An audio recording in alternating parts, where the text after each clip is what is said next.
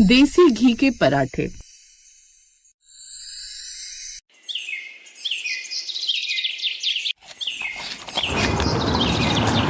ओ God, ये औरत भी ना जाने कब सुधरेगी। इस ठेले वाली को कितनी बार कहा है कि अपना ठेला कहीं और जाकर लगा, लेकिन इसने स्कूल के गेट के आगे से हटाकर इसे थोड़ी दूर पर जाकर लगा लिया। ये बिल्कुल ढीठ है, सुनने का नाम ही नहीं लेती। इसके इस ठेले की वजह से स्कूल की रेपुटेशन पर कितना असर पड़ेगा। तुम चिंता मत करो अनुपमा, मैंने कुछ बदमाशों को पैसे देकर इसका ठेला तोड़ने के लिए बोल दिया। इससे उसको अच्छा सबक मिलेगा। इसके बाद वो फिर कभी अपना ठेला यहाँ नहीं लगा पाएगी। बिल्कुल ठीक किया तुमने। इस बात से अनजान बेचारी माधुरी लगातार अपने ठेले पर पराठे बनाकर बेचा करती थी। वो आलू, प्याज, गोभी और भी कई तरह के पराठे बनाकर बेचा करती थी। उसके बनाए हुए पराठे बच्चों को बड़े पसंद आते थे। उस रोज भी वो दिन के समय पराठे बनाकर बेच रही थी। कुछ देर बाद लंच का समय हो जाता है और ज्यादातर बच्चे उसके ठेले पर आकर खाना खाने लगते हैं। आइए आइए, गर्मा गर्म पराठे खाइए, 20 का एक, 20 का एक। तभी कुछ देर बाद उसके पास एक बच्चा आता है। आंटी, मुझे आलू का पराठा बनाकर दे दो। हाँ हाँ बच्चों, अभी बनाकर देती हूँ। वो सभी बच्चों को जल्दी से पराठे बनाकर देती है, जिसे खाते ही वो खुश हो जाते। इसी तरह स्कूल के बच्चे छुट्टी होने के बाद भी उसके ठेले पर आते। ऐसे ही उसके ठेले पर कोई न कोई ग्राहक आता रहता। लेकिन अनुपमा को ये बिल्कुल पसंद नहीं था कि कोई ठेले वाला उसके स्कूल के आसपास भी भटके। ऐसे ही दिन बीते। 2 दिन बाद उसके पास कुछ गुंडे आए। चल हटा अपना ठेला यहाँ से, जल्दी कर। आप लोग कौन होते हो मेरा ठेला हटाने वाले? हम बताएं हम कौन है? रुक, अभी बताते हैं। ऐसा कहकर वो उसके ठेले पर लाठी से तोड़फोड़ करने लगते हैं। ये सब क्या कर रहे हैं आप? रुक जाइए ना।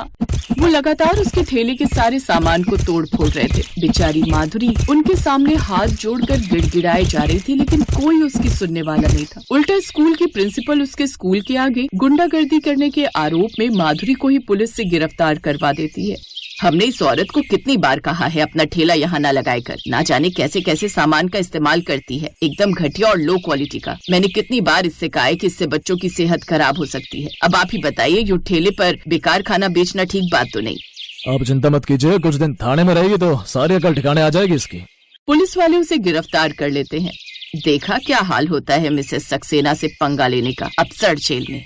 गरीब माधुरी को पुलिस पकड़कर ले जाती है। उसके पास और कोई चारा नहीं था। अब अनुपमा जब भी अपनी गाड़ी से आती जाती तो उसे वो ठेला न देखकर बड़ा सुकून मिलता। ऐसे ही एक रोज जब वो अपनी कार से स्कूल की तरफ आ रही थी, तभी 2 बच्चे अचानक से उसकी गाड़ी के सामने आकर खड़े हो जाते हैं। ए बच्चों, कौन हो तुम? चलो आगे से हटो। अगर अभी गाड़ी के सामने आ जाते तो एक्सीडेंट हो जाता। तो अच्छा ही होता ना मर जाते। वैसे भी आपने हमारी माँ को तो पुलिस से पकड़वा दिया। माँ ही हमारा इकलौता सहारा थी। बाबा तो पहले ही हमें छोड़कर चले गए, लेकिन अब माँ भी हमारे पास नहीं है। हमने पिछले 2 दिन से कुछ नहीं खाया है, क्योंकि घर में माँ के अलावा हमारा कोई नहीं है। हमारे घर चूल्हा नहीं जला है। माँ होती तो हमें यूँ भूखा नहीं रहने देती। पहले तो अनुपमा उनकी बातें समझ नहीं पाती, लेकिन फिर उसे समझ आता है कि ये शायद उस ठेले वाली माधुरी के बच्चे हैं। कहीं तुम माधुरी के बच्चे तो नहीं हो जो यहाँ ठेला लगाती थी? हम उन्हीं के बच्चे हैं। हमारी माँ को हमसे दूर करके आपने ठीक नहीं किया। क्या कहा था आपने पुलिस से कि मेरी माँ साफ सफाई का ध्यान नहीं रखती? आप हमारे साथ हमारे घर चलिए, आपको सब पता चल जाएगा। अनुपमा उन दोनों बच्चों के साथ एक कच्चे घर में जाती है। जहाँ वो होता तो छोटा सा कच्चा सा घर था, लेकिन उसमें हर काम बहुत ही साफ सफाई से किया हुआ होता है। सब जगह साफ सफाई और साथ ही घर पर निकला हुआ देसी घी भी रखा हुआ होता है, जिसमें से बड़ी ही अच्छी महक आ रही थी। अरे वाह, ये देसी घी में से तो बड़ी ही अच्छी महक आ रही है। इसी घी में हमारी माँ पराठे बनाती थी। सबको इसी देसी घी के पराठे बनाकर बेचती थी। वो घी भी वो खुद अपने हाथों से घर पर निकालती थी। वो कभी गलत तेल का इस्तेमाल नहीं करती थी।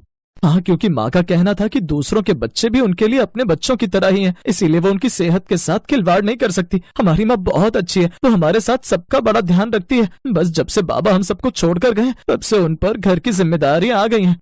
हम लोगों का पेट पालने के लिए वो दिन रात मेहनत करती है। दीदी, मेरे पेट में अब भूख के मारे दर्द हो रहा है। अनुपमा को माधुरी के घर के ये हालात पता नहीं थे। उसके बच्चों की और उसकी ये हालत पर उसे तरस आ जाता है और वो सबसे पहले उन दोनों को पास के रेस्टोरेंट ले जाती है। बच्चों, अब तुम्हारा जो भी मन करे वो खाओ। बोलो क्या खाओगे? हम तो कभी किसी होटल में आज तक नहीं गए, तो हमें तो ये भी नहीं पता यहाँ क्या क्या मिलता है। अच्छा, मैं तुम्हारे लिए पिज्जा ऑर्डर करती हूँ। बोलो पिज्जा खाओगे?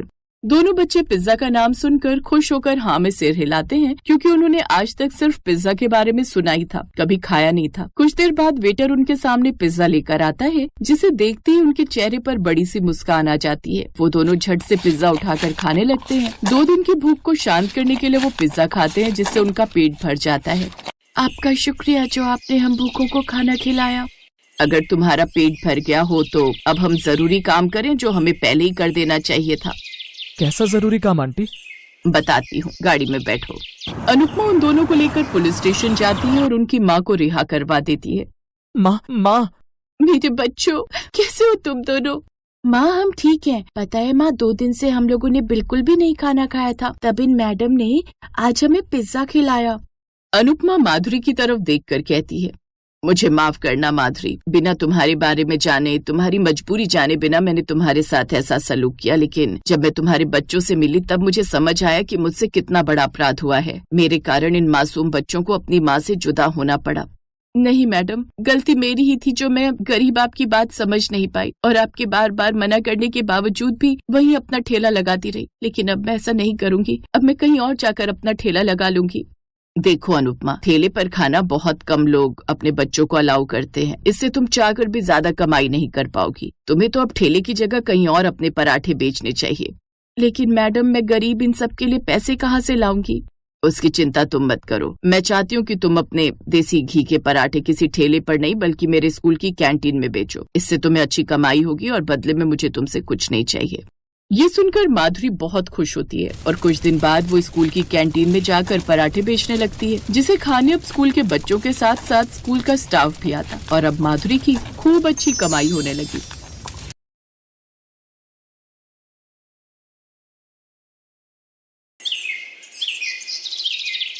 रामप्रकाश की बाजार के नुक्कड़ पर छोले भटूरे की छोटी सी दुकान थी, जो उसने 8,000 रुपए महीने किराए पर ली हुई थी।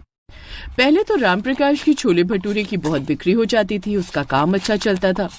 पर अब बाजार में छोले भटूरे की और भी दुकानें खुल गईं, जिस वजह से रामप्रकाश का काम बहुत कम हो गया।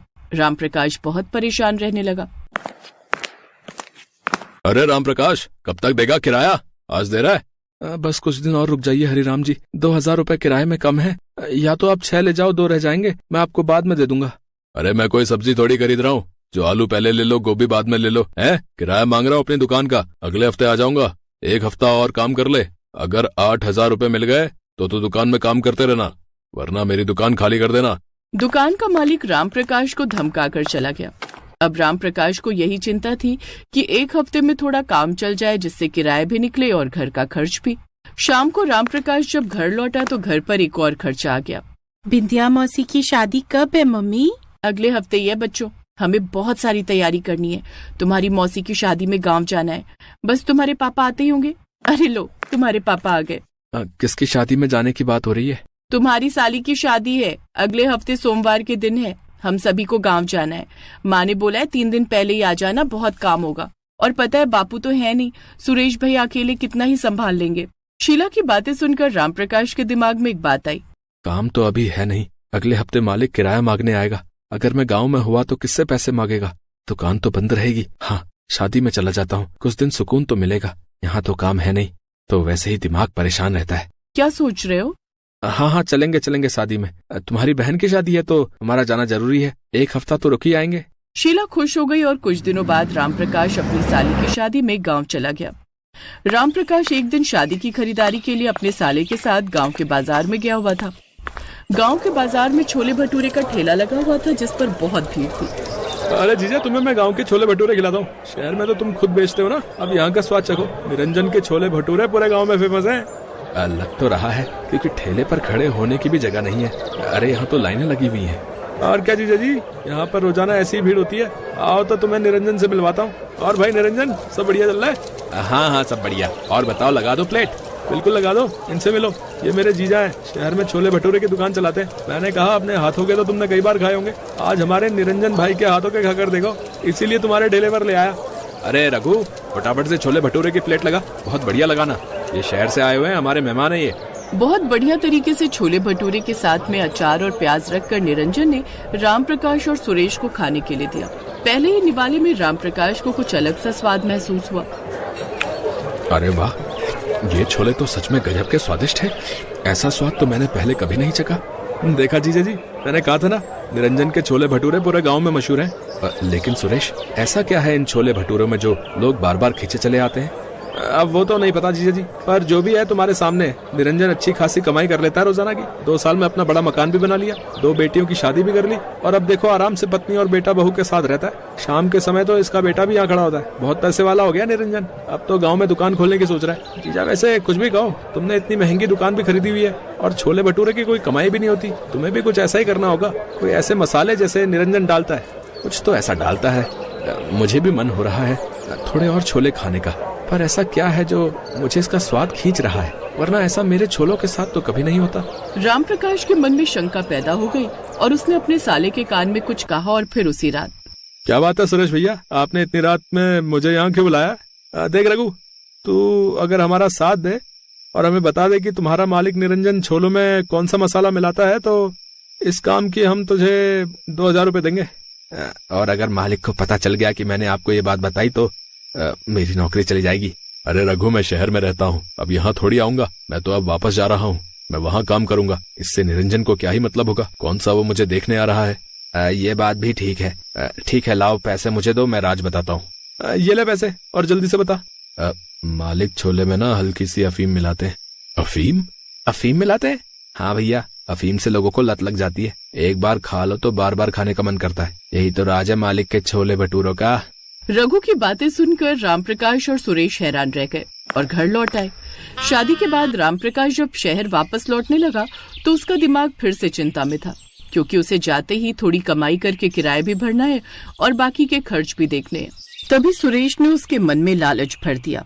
जीजा, अब जमाना बदल गया है, दुकान बचानी है तो कुछ हटकर करना पड़ेगा, वरना दुकान बंद हो जाएगी और फिर तुम्हें कहीं काम भी नहीं मिलेगा। रामप्रकाश ने बहुत देर तक सोचा और पैसे कमाने के लालच में सुरेश की सलाह मान ली। उसने अपने छोले भटूरे में हल्की मात्रा में अफीम मिलाना शुरू कर दिया। देखते ही देखते रामप्रकाश की दुकान फिर से चल पड़ी, भीड़ लगने लगी और उसकी दुकान का नाम भी पूरे बाजार में मशहूर हो गया। रामप्रकाश की आर्थिक स्थिति सुधरने लगी, किराया भी समय पर देने लगा और घर में फिर से खुशहाली लौट आई। अब तो लगता है भगवान ने हमारी सुन ली। मैं बहुत खुश हूँ कि तुम्हारा काम अच्छा चल गया है। बस अब कुछ समय में घर और दुकान अपनी कर लो जी। चिंता मत कर शीला, थोड़ा समय और दे, मैं सब बढ़िया कर लूंगा। लेकिन गलत रास्ता कब तक सही रास्ते की तरह चल सकता है? कुछ ही महीनों बाद पुलिस को खबर मिली कि गांव में निरंजन के ठेले पर अफीम वाले छोले भटूरे मिलते हैं। पुलिस ने निरंजन के ठेले पर छापा मारा और उसे पकड़ कर ले गई। सब गांव वाले बहुत पछता रहे थे कि उन्होंने निरंजन के ठेले से अफीम वाले छोले खाए हैं। सुरेश तो ये सच्चाई जानता था। उसने रामप्रकाश को फोन मिलाया और निरंजन के पकड़े जाने की बात बताई। जीजा, मेरी मानो तो रहने दो, अफीम मत मिलाओ। निरंजन पकड़ा गया है, कहीं ऐसा ना हो शहर में पुलिस तुम्हारी दुकान पर भी छापा मार दे और तुम पकड़े जाओ। अरे ऐसा नहीं होगा सुरेश, ये शहर है, यहाँ पुलिस को आसानी से कुछ पता नहीं चलेगा। कमाई देखकर रामप्रकाश की आंखों पर बेईमानी का पर्दा चढ़ गया था। उसे सब कुछ अच्छा अच्छा लग रहा था, पर एक दिन उसकी गलती खुद ही पर भारी पड़ गई, जब शीला ने वही मसाला एक सब्जी में मिला दिया और उसकी तबीयत बिगड़ गई। मैंने तो भूख लगी थी, खाना खा लिया, अब तुम और बच्चे भी खा लो। देखो आज मैंने सब्जी में तुम्हारे वही छोले वाला मसाला मिलाया था। अरे मुझे चक्कर क्यों आ रहे हैं, बहुत जी घबरा रहा है। मैंने तो बस सब्जी रोटी खाई है। सुनो जी, मुझे कुछ हो रहा है, मुझे कुछ दिखाई नहीं दे रहा। देखते ही देखते शीला बेहोश हो गई। रामप्रकाश घबरा गया, बच्चे भी रोने लगे। रामप्रकाश तुरंत शीला को अस्पताल लेकर भागा। डॉक्टर ने चेकअप किया तो पहचान गया कि शीला ने कोई नशीली चीज खाई है। तुरंत शीला का इलाज होना शुरू हुआ। हे भगवान, मैंने तो दूसरों के साथ साथ अपने ही परिवार को खतरे में डाल दिया। पैसे के लालच में मैं ये क्या कर बैठा। रामप्रकाश की आंखों के आगे उन सभी ग्राहकों की तस्वीरें घूमने लगी जो रोज उसकी दुकान से छोले भटूरे खाकर जाते थे। वो उन्हें बीमार कर रहा था। लगता है आपकी पत्नी ने गलती से कोई नशीली चीज खा ली थी। वैसे अब वो खतरे से बाहर है, आपको उनका पूरा ख्याल रखना है। क्या बाजार का कुछ खाया था क्या? जी वो, हाँ छोले। ओह, शायद यही उनकी बीमारी का कारण है। चलिए कोई बात नहीं, हमने दवाई दे दी है, थोड़ी देर में छुट्टी हो जाएगी, आप उन्हें घर ले जाना। थोड़ी देर बाद शीला की तबीयत ठीक हो गई। रामप्रकाश ने उसे सच नहीं बताया, क्योंकि वो जानता था कि अगर उसने शीला को सच बताया तो वो अपनों की नजरों में ही गिर जाएगा। रामप्रकाश ने फोन करके सुरेश को सारी बात बताई। सुरेश को भी बहुत पछतावा हुआ। क्योंकि इस गुनाह में वो भी पूरा भागीदार था। रामप्रकाश ने बेईमानी छोड़कर दोबारा ईमानदारी से काम शुरू किया। इस कहानी से हमें ये सीख मिलती है कि लालच और गलत रास्ता चुनने से क्षणिक लाभ तो हो सकता है, लेकिन अंत में इसका परिणाम दुखद और विनाशकारी ही होता है। सच्चाई और ईमानदारी से कमाया हुआ धन ही जीवन में सुख शांति लाता है। इसलिए हमें सदैव ईमानदारी के मार्ग पर ही चलना चाहिए।